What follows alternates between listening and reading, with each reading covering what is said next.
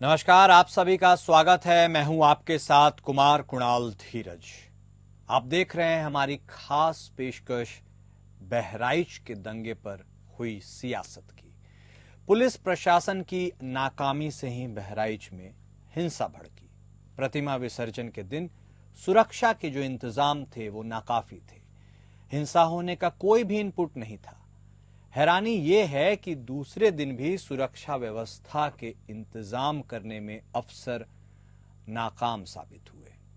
इसलिए दूसरे दिन बवाल, तोड़फोड़ और आगजनी हुई। पूरे मामले में पुलिस का खुफिया तंत्र फेल रहा। पूरे घटनाक्रम में एडीजी जोन से लेकर आईजी और एसपी बहराइच सवालों के घेरे में है।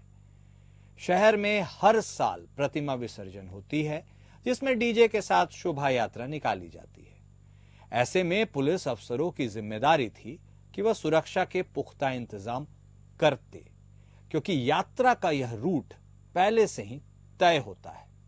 लेकिन बहराइच पुलिस और प्रशासन ने इसे गंभीरता से नहीं लिया। यही वजह है कि जब बवाल शुरू हुआ तो पुलिस बल नाकाफी साबित हुआ। उपद्रवी हावी हो गए। उन्होंने जो चाहा वही किया। गोपाल को घर के भीतर खींचकर कुछ लोग ले गए, उसके साथ पिटाई हुई और फिर उसे गोली मार दी गई।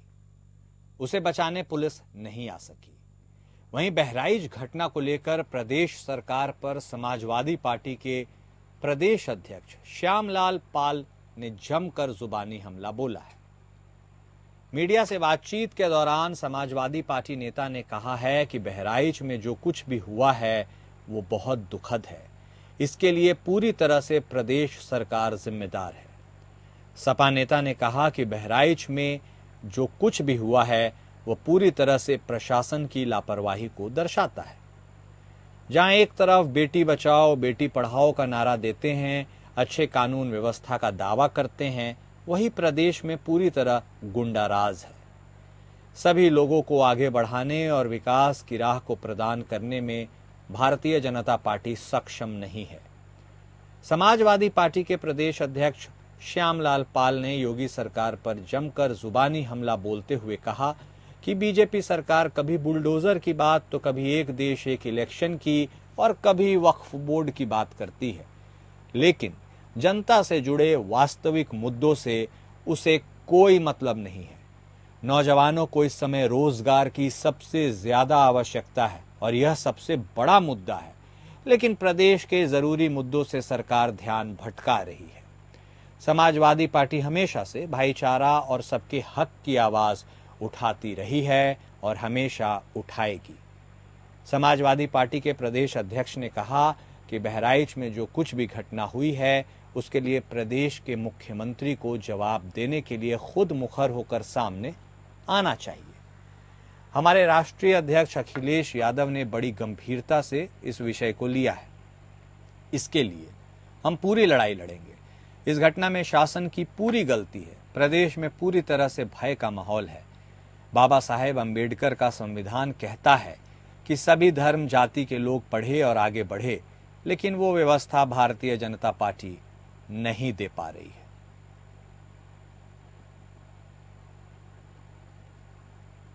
तो आखिर जिस समय ये प्रोसेशन निकलने का काम शुरू हुआ, कम से कम प्रशासन को इस बात का ध्यान रखना चाहिए था कि जो प्रोसेशन निकल रहा है उसका रूट क्या है, रूट पे पूरी सुरक्षा है कि नहीं है, पर्याप्त पुलिस है कि नहीं है, और उसके साथ साथ उन लाउड स्पीकर्स पे क्या बजाया जा रहा है।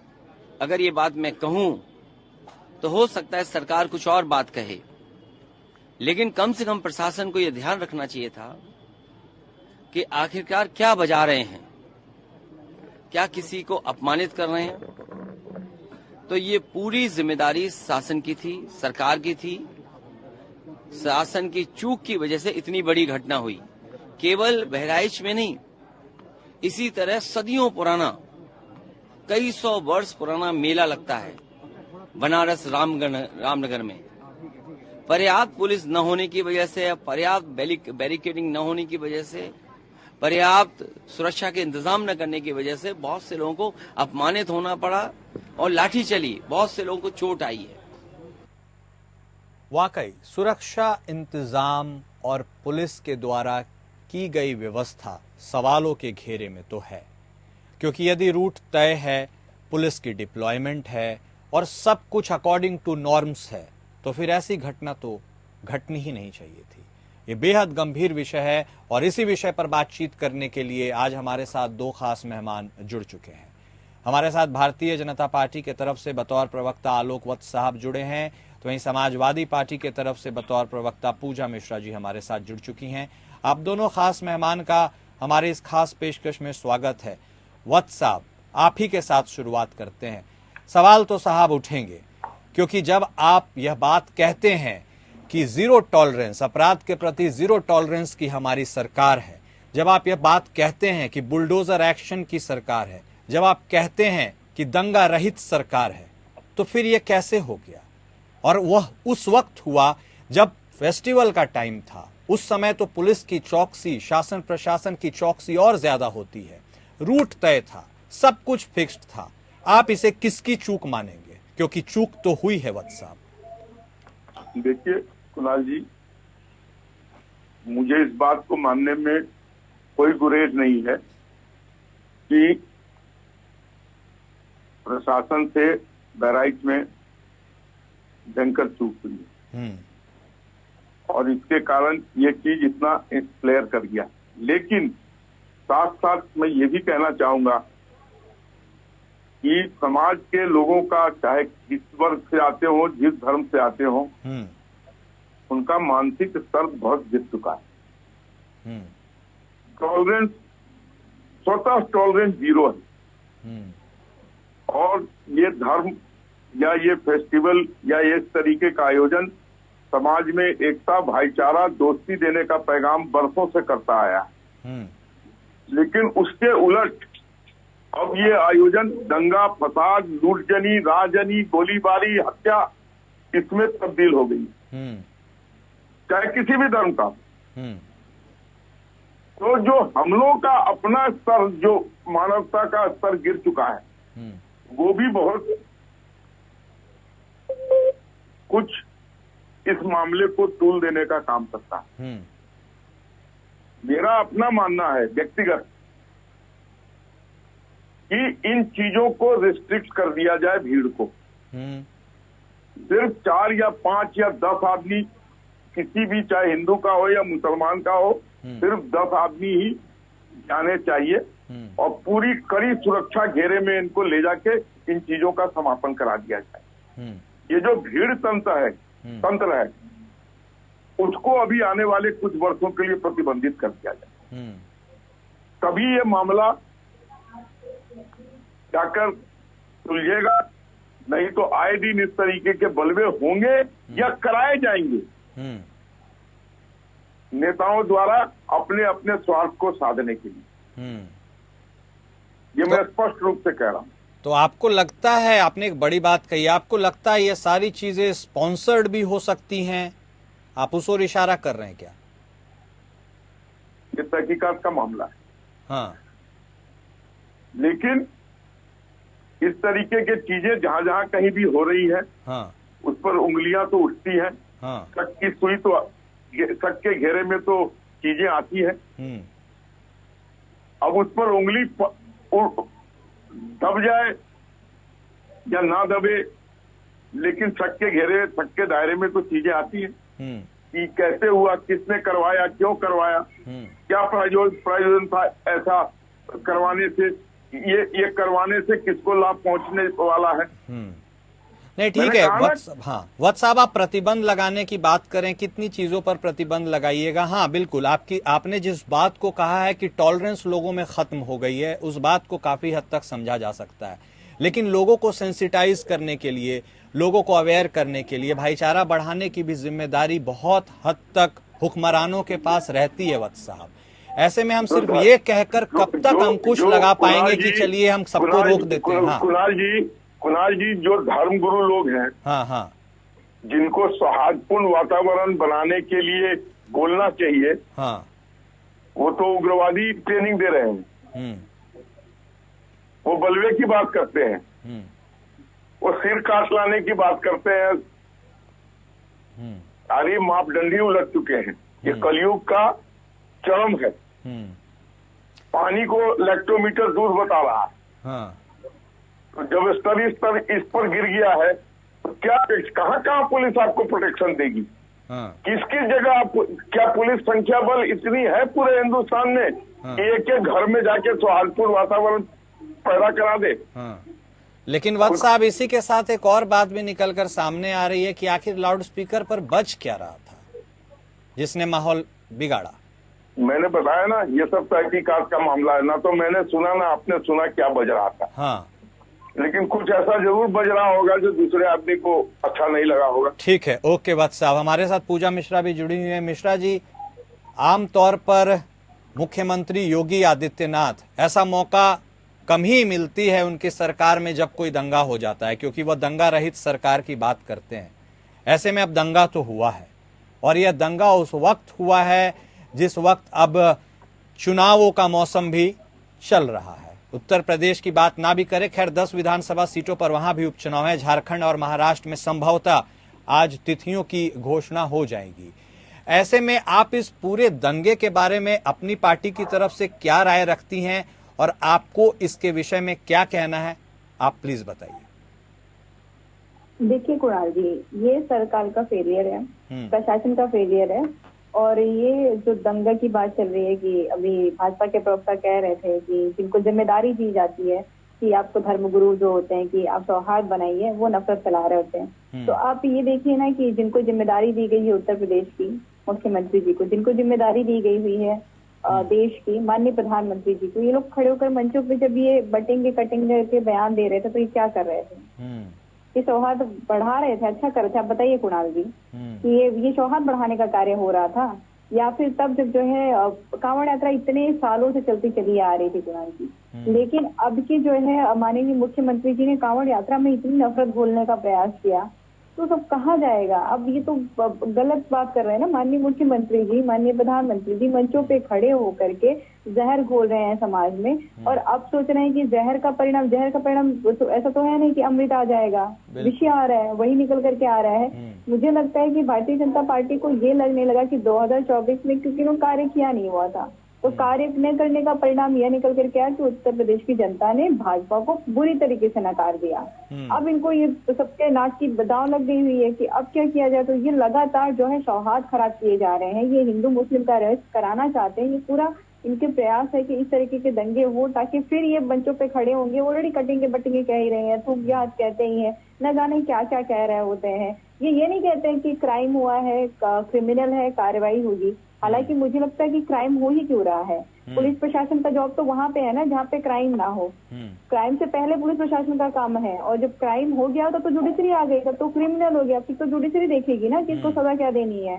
यहाँ पे क्या चल रहा है ना कि उल्टा सिस्टम चालू हो गया हुआ है कि पहले क्राइम होगी, फिर क्राइम इस जगह जो है पुलिस कार्य करेगी, फिर जो है माननीय मुख्यमंत्री जी कार्य करेंगे, और फिर कहेंगे कड़ी से कड़ी कार्रवाई होगी।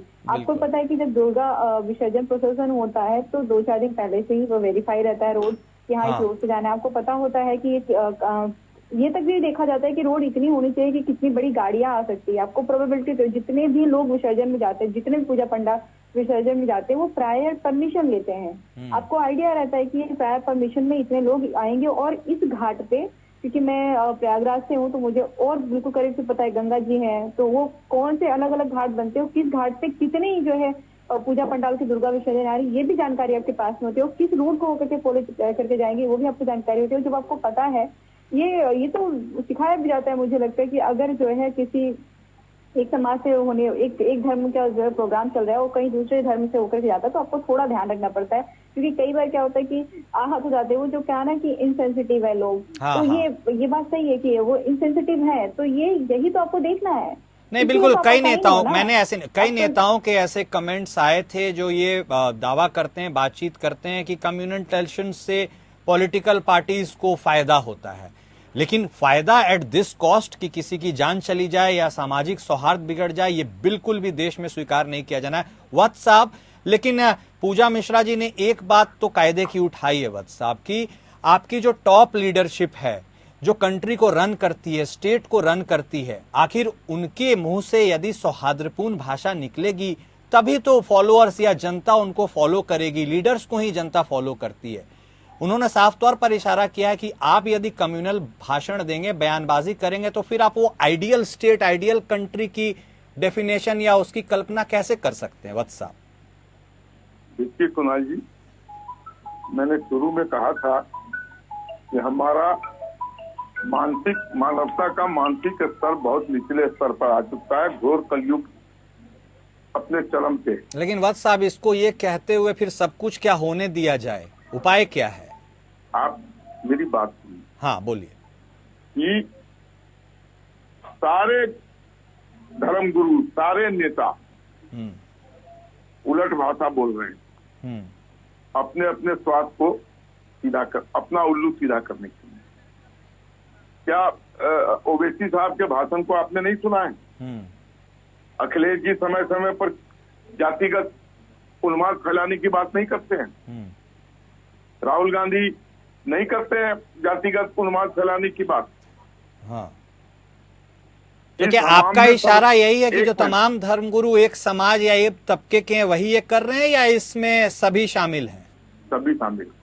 अच्छा, मैंने कहा ना वही कि क्लैरिटी में चाहिए। सभी नंगे। हाँ मैं एक पर्टिकुलर के ऊपर उंगली नहीं उठा रहा हूँ। हाँ, ये ऑलराउंड गिरावट है, ठीक है। तरफा गिरावट है। और जब तक समाज के प्रबुद्ध लोग आगे बढ़कर इन चीजों पर लोगों को समझाने की कोशिश नहीं करेंगे, जब तक एक सौहार्दपूर्ण वातावरण मोहल्ले से स्टार्ट करके और राज्य के स्तर तक नहीं ले जाने की कवायद करेंगे, हम डूब रहे हैं और डूबते चले जाएंगे। आप अक्रॉस ऑल पॉलिटिकल पार्टीज आप ये बात कर रहे हैं? बिल्कुल। ओके, ठीक है। All political parties and all धर्म गुरु। Okay, irrespective of religion, I guess. Irrespective of religion. Okay, इसी नोट के साथ हम इस चर्चा को आगे बढ़ाएंगे, लेकिन अभी वक्त हो चला है छोटे से ब्रेक का। इसके बाद हम इसकी तकनीकी पहलुओं पर जाएंगे, इन्वेस्टिगेशन पर जाएंगे और आखिर चूक हुई कहां। दो खास मेहमान हमारे साथ जुड़े हुए हैं। पूजा मिश्रा जी, आपके पास आते हुए अहम सवाल बनता है कि अब जिस तरह से बहराइच में हिंसा हुई है और उस हिंसा के बाद दंगे भड़के हैं, ऐसे में आपको इस हिंसा के ऊपर और किसकी चूक सबसे ज्यादा लगती है? सरकार की, पुलिस की, प्रशासन की, इंटेलिजेंस इनपुट की, या एक टोटलिटी में ये पूरे मसले पर सबकी चूक है? और यदि चूक है तो अभी तक कार्रवाई भी तो किसी पर नहीं हुई है, किसी को सस्पेंड भी तो नहीं किया गया है। यही तो विडंबना है कुणाल जी। जब जो है हाथरस में घटना घटित हुई, तो कि प्रशासन का फेलियर था। वहाँ पे एम्बुलेंस नहीं पहुंच पाई और इमरजेंसी में जब हॉस्पिटल में लोग पहुंचे तो वहाँ पे डॉक्टर अवेलेबल नहीं थे। तो ये तो हालात थे। उस वक्त भी जब कार्रवाई करने की बारी आई तो छोटे ऑफिसर्स को उनका निलंबन करके ये बैठ गए हाथ पे हाथ रख करके। यही तो प्रॉब्लम है कि जब जो है कार्रवाई करने की बारी आती है तो बलि का बकरा ढूंढ लिया जाता है और उसको चढ़ा दिया जाता है बलि पर। अभी भी जो ये घटना घटित हुई है, अगर आप नीचे जो वहाँ के लोग हैं वो बता रहे हैं कि अगर पुलिस प्रशासन चाहती तो ये घटना इतनी बड़ी नहीं होती।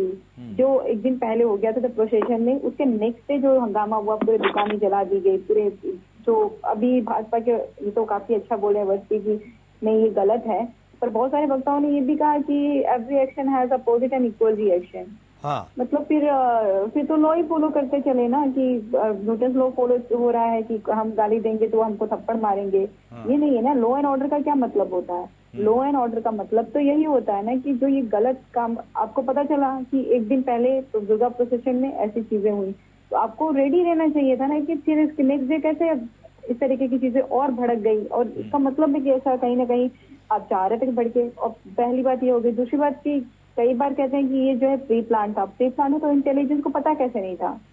आपको जानकारी क्यों नहीं रही? एलआईयू हमेशा फेल हो जा रही है। हालांकि ये मानना है कि एलआईयू फेल हो जाती है गलत बात होगा, क्योंकि या तो एलआईयू जो है देना नहीं चाहती जानकारी, या फिर होता है कि गवर्नमेंट के इशारे पे या जो कह लीजिए कि चाह ही रहे हैं कि इस तरीके की चीजें भड़के। परेशानी ये है ना कुणाल जी, इसमें ना जो बलि चढ़ रहे हैं वो जनता चढ़ रही है। नुकसान किसका हो रहा है? जनता का चल रहा है। वहाँ पे जितने भी जो है जल गए, जो वहाँ के लोग परेशान है, जिसकी मृत्यु, वहाँ से कोई नेता तो गया नहीं, ना ही कोई पुलिस प्रशासन का व्यक्ति गया, वो तो जनता गई हुई है। और माननीय मुख्यमंत्री एक बार के लिए जैसे धर्मगुरु है, वो बैठ करके मंदिरों में बैठ करके ओब्वियसली जो है एक धर्म की बात ही करेंगे, मस्जिदों में बैठ करके एक धर्म की बात ही करेंगे। पर विडंबना तो तब हो जाती है ना कि जब आप कॉन्स्टिट्यूशनल पोस्ट पर बैठ करके अनकॉन्स्टिट्यूशनल भाषण देंगे, ये विडंबना हो जाती है। ठीक है। और यही विडंबना का परिणाम उत्तर प्रदेश की जनता झेल रही है। माननीय मुख्यमंत्री जी लगातार प्रयासरत है कि दंगे हो, नफरत फैले, तब मैं जो है अपने चुनाव का फायदा ले पाऊंगा। मुझे जो दिख रहा है, और जो उत्तर प्रदेश की जनता को भी ये बात बिल्कुल क्लियर दिख रही है कि माननीय मुख्यमंत्री जी उत्तर प्रदेश को आगे बढ़ाने का कार्य नहीं कर रहे हैं। माननीय मुख्यमंत्री जी कहीं पे वो ऐसा करने लगे हैं ना कुणाल जी, कि गड्ढे खोदते हैं प्रशासन और सरकार मिलकर के। अगर आप कहते हैं कि सरकार की गलती है, प्रशासन किसके हाथ में? सरकार के हाथ में। प्रशासन की गलती तो सरकार की गलती, सरकार की गलती प्रशासन की गलती, दोनों का फेलियर है। ये पहले गड्ढा खोदते हैं, फिर बोलते हैं कि देखिए ये गड्ढा है, आप गिरने वाले थे, अब इसको हम ढकेंगे। ठीक है, तो ऐसे में बतौर विपक्ष, ऐसे में पूजा जी बतौर विपक्ष अब आपकी क्या मांग है? आपके समाजवादी पार्टी के प्रमुख अखिलेश यादव की आगे की क्या रणनीति है? हमें पहले भी बोला था कि देखिए किसी एक छोटे एक दो ऑफिसर को बलि का बकरा मत बनाइए। जितने लोग इसमें इन्वॉल्व हैं, जिन लोगों की रेस्पॉन्सिबिलिटी थी, सब पे कार्रवाई होनी चाहिए। जितने पुलिस ऑफिसर्स है, जो ऑफिसर्स पे जिनकी जिम्मेदारी बनती है, जो जिम्मेदारी पद पे बैठे हुए हैं, उनके ऊपर कार्रवाई होनी चाहिए। हमने हाथरस के मामले में भी कहा था कि जो डॉक्टर्स अवेलेबल नहीं थे, जिनकी ड्यूटी थी, उनके ऊपर भी कार्रवाई होनी चाहिए थी। आप यूं ही नहीं छोड़ सकते ना कि लेट गो नहीं कर सकते कि हम ये घटना घटित हो गया, अब इस घटना के तौर पे डॉक्यूमेंटेशन में 2 लोगों को निष्कासित कर दिया, और 2 लोग बेचारे वो ऑथोराइज ही नहीं है, तो बिना ऊपर के ऑर्डर के कुछ कर ही नहीं सकते हैं। तो जो ऑर्डर देता है उनको आप छूते ही नहीं है। तो आप सिर्फ इस तरीके से स्केप मत करिए। आप जितने लोग वहां पे रेस्पॉन्सिबल हैं, जो रेस्पॉन्सिबल पोस्ट पे थे, जिनकी रेस्पॉन्सिबिलिटी बनती थी कि जिनके ऑर्डर्स पे जो है नेक्स्ट डे और शांत कराया जा सकता था, नेक्स्ट डे इस तरीके के हंगामा नहीं हो सकता था, जिनके ऑर्डर्स पे पुलिस फोर्स जो है खड़ी होकर के देख सकती थी, उनके ऊपर कार्रवाई होनी चाहिए ना। अब जब खड़े होकर के देखता है गाड़ी इधर जाए गाड़ी उधर जाए, उनके ऊपर कार्रवाई करके क्या होगा? ओके वत्स साहब, लेकिन हाँ बिल्कुल आपकी बात समझ गए वत्स साहब, लेकिन एक बात तो है, जब आप किसी सेंसिटिव इलाके से गुजरते हैं, महसी महाराजगंज का वह इलाका, वह गांव जो मुस्लिम बहुल गांव है, आप उस जगह से जब प्रोसेशन को निकालते हैं तो ये ऑब्वियस और स्वाभाविक सी बात है कि आप यह मान कर चलते हैं कि कहीं कोई तनाव उत्पन्न ना हो जाए, हम उससे बचने की कोशिश करते हैं, सेफली वहां से निकलने की कोशिश करते हैं। ऐसे में आपको क्या लगता है, जब रूट पहले से तय था, पुलिस और प्रशासन वहां पर मुस्तैद थी, उसके बाद भी ऐसी घटना हो जाती है, ये तो सर टोटल फेलियर है एडमिनिस्ट्रेशन और पुलिस का, और इसको तो प्राइमा फेसिया मानते हुए लेकिन अभी तक कोई कार्रवाई नहीं हुई। SHO, SP, DSP, SP city या कोई भी ब्यूरोक्रेसी में वो अफसर है जिसकी जिम्मेदारी तय नहीं की गई है। ऐसे में क्या ब्यूरोक्रेसी में भी तो एक मैसेज जाता है सर कि चलो ठीक है, कुछ भी हो जाए, हमें तो कोई छूने वाला नहीं है, कोई कार्रवाई नहीं करने वाली है। ऐसे में कैसे होगा लॉ एंड ऑर्डर सुशासन? कुणाल जी, हाँ, मैंने शुरू अपनी ओपनिंग रिमार्क में कहा था कि प्रशासन का भयंकर फेलियर हुआ है। शुरू के आप मेरे वक्तव्य को याद कीजिए, मैंने शुरुआत ही इसी से की थी। नहीं, वो तो आपने की थी, मानता हूँ कि major failure by the administration. हाँ, और एक सारे हादसे को देखकर मुझे एक शेर याद आ रहा है। हाँ, अंजामे गुलिस्ता ढाने को सिर्फ एक ही उल्लू काफी था। हाँ, हर साख पे उल्लू बैठा है, अंजामे गुलिस्ता क्या होगा। जितने भी लोग जहां जहां पर हैं, सब उलट दिमाग के विनाशकारी तत्व हैं। तो ये सब हो रहा है। अगर अव्वल ये मुस्लिम बाहुल क्षेत्र से इनको जाने की इजाजत ही नहीं देनी चाहिए। थोड़ा लंबा रूट हो जाता, लेकिन ऐसे रूट से भेजते जहां पर इस तरीके का बलवा होने की संभावना नहीं होती। वहां पर जो हिंदू एलिमेंट हैं, उनको कोई ऐसी गाना नहीं बजाना चाहिए था जिससे वहां के लोगों को किसी तरीके से उनकी भावना को ठेस पहुंचे, उनको उत्तेजित ना करें। तो ये सब तहकीकात का मामला है कि किसने किया, किसके कहने पे ऐसा हुआ, और कंप्लीट फेलियर ऑफ एडमिनिस्ट्रेशन हुआ। बिल्कुल वाजिब बात कह रहे हैं आप वत्स साहब, बिल्कुल वाजिब बात कह रहे हैं कि चीजों को बेहद सेंसिटिव तरीके से लेने की जरूरत है ताकि इस तरह की स्थितियां उत्पन्न नहीं हो। हर बार ये डायलॉग्स होती हैं, बातचीत होती है। कायदा तो ये भी है कि आप दोनों धर्म के गुरुओं को बैठा करके इनके पहले बातचीत करते हैं कि चलिए ठीक से हम इसे काम को करेंगे, लेकिन उसके बाद भी ऐसी विफलता होती है तो ये तो मानना ही पड़ेगा कि कहीं ना कहीं एक लैप्स है और सीरियस लैप्स है।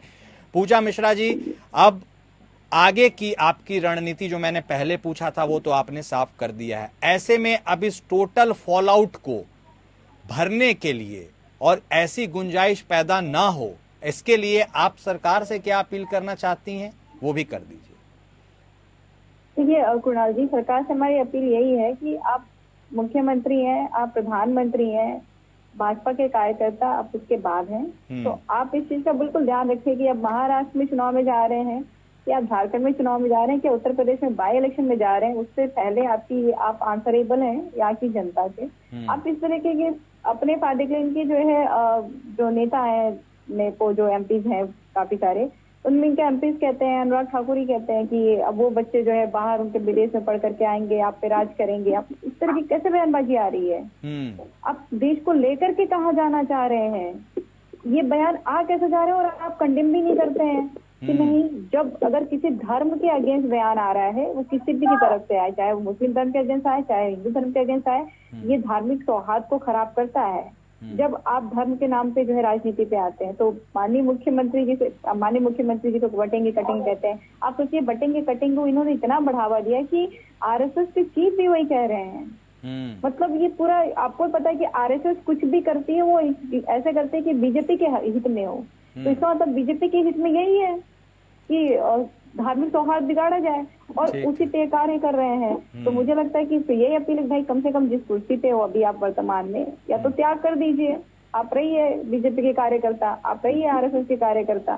कि इंसान मान ले कि नहीं, इनकी वक्तव्य ऐसे ही निकल कर चले आएंगे। अब ये कम्युनल बात करेंगे, सभी कम्युनल थॉट के हैं, पर अगर कम से कम आप मुख्यमंत्री पद पे हैं, हालांकि मुख्यमंत्री जी को तो नैतिकता के हिसाब से जिस तरीके से सौहार्द बिगड़ रहा है उत्तर प्रदेश का, इस्तीफा दे देना चाहिए कि भाई इनसे संभल नहीं रहा है।